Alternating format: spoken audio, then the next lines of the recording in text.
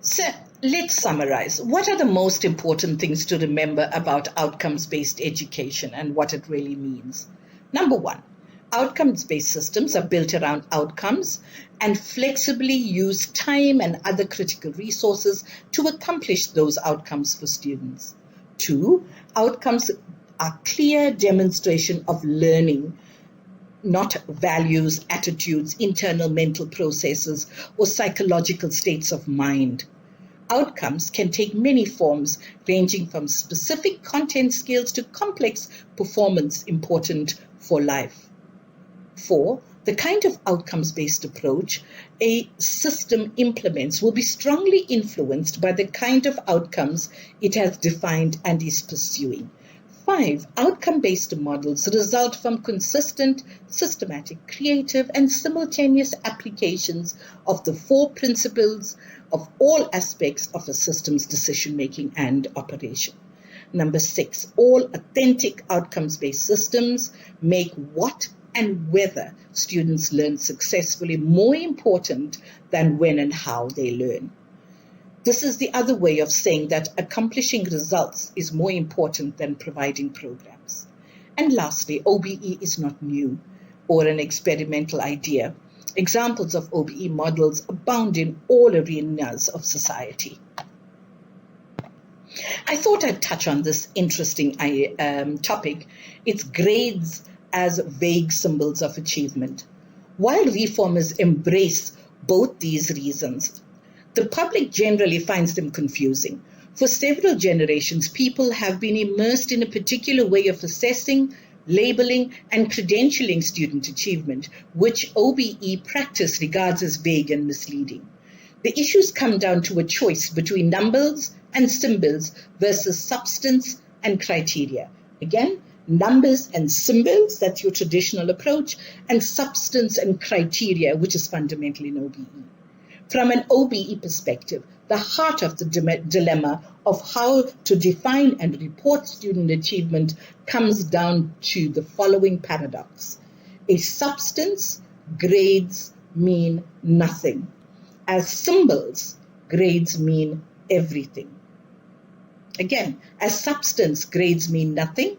As symbols, grades mean everything. To support the first part of this argument, OBE advocates point to 2 realities. One illustrates grades as uninterpretable mixture of incredibly dissimilar things, all of which are filtered through the particular perspectives, priorities, and preferences of individual teachers. From an outcome-based perspective, accomplishments is only one of the 7 factors that begin to conform to what an outcome is. From a simple, systematic perspective, grades are not valid or reliable measures of achievement because no 2 teachers' grades mean the same thing. The second major reality around grades is illustrated in what is called the 5 great illusions of achievement. This illusion centers on the belief that scores and numbers actually are students' achievements. The great illusions are also illustrates that entire expectations system around student learning and performance is disturbingly low. In most districts, the performance standard of 70% is dramatically below what people like Deming or the Boy Scouts define as quality. Furthermore, the chances are very high that most students never learn or do very many things at really high levels of quality because the point system doesn't encourage or require it. So rather than grades being objective indicators or measures of achievement, as the traditional education system claims, the combination of these 2 realities reveal them to be uninterpretable, symbolic, or numeric labels reflecting the subjective judgments of individual teachers about dissimilar, unrelated things that occurred during a specific period. Lastly, I want to look at the criterion-based reporting. Those who advocate OBE believe that students, parents, and the public deserve something better. Their approach has strong parallels to criterion-based nature of merit and honor badge system in the Scouts, for example, because it focuses on records and reports the actual substance and levels of what students can do at a given point in time.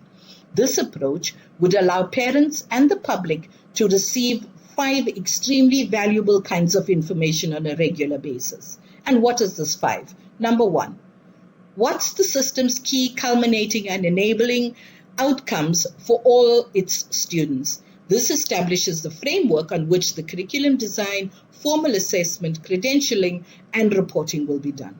2, what are the substantive criteria for each level of performance to those outcomes?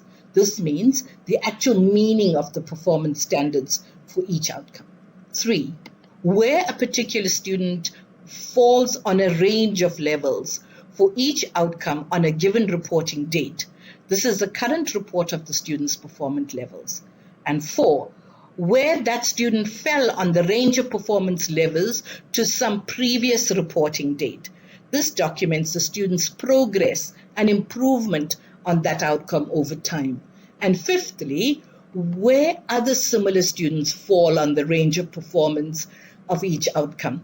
This provides data on the student's performance relative to other students and might give the parent an example of what the possible pace for that learner might be. So